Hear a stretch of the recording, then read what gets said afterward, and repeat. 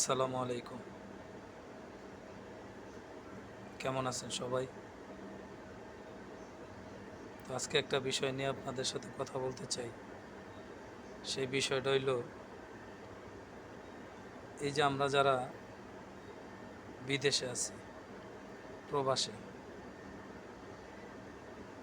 অনেক কষ্ট করে টাকা কামাই। সেই টাকা তুলে দিতেছি বাবার হাতে, মায়ের হাতে।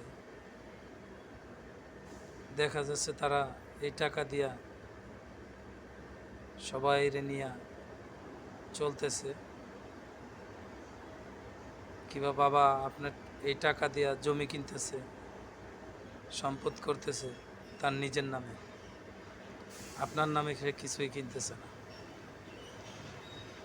যখন দেখা যাইতেছে আপনি 5 বছর 7 বছর পরে বিদেশ থেকে দেশে যাচ্ছেন, যাওয়ার পরে দেখতেছেন আপনার কিছুই নেই,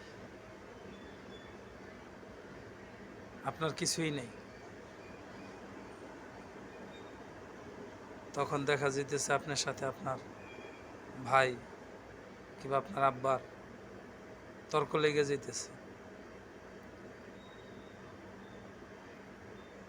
যে আপনি যখন জিজ্ঞেস করেন আমার টাকা কোথায়, তখন সে বলতেছে তোমার কিসের টাকা, তুমি টাকা দিছো সেই টাকা তো আমরা খাইয়া ফেলাইছি,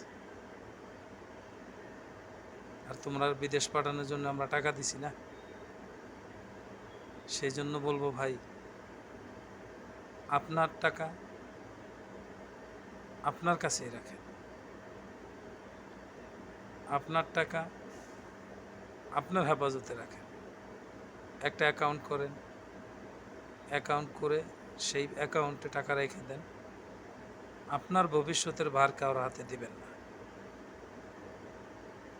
আপনার ভবিষ্যতের ভার কারো হাতে দিয়ে দিবেন, তো সে তো আপনার ভবিষ্যতের চিন্তা করবে না, সে চিন্তা করবে তার চিন্তা।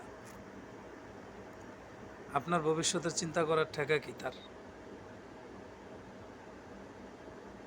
বলেন।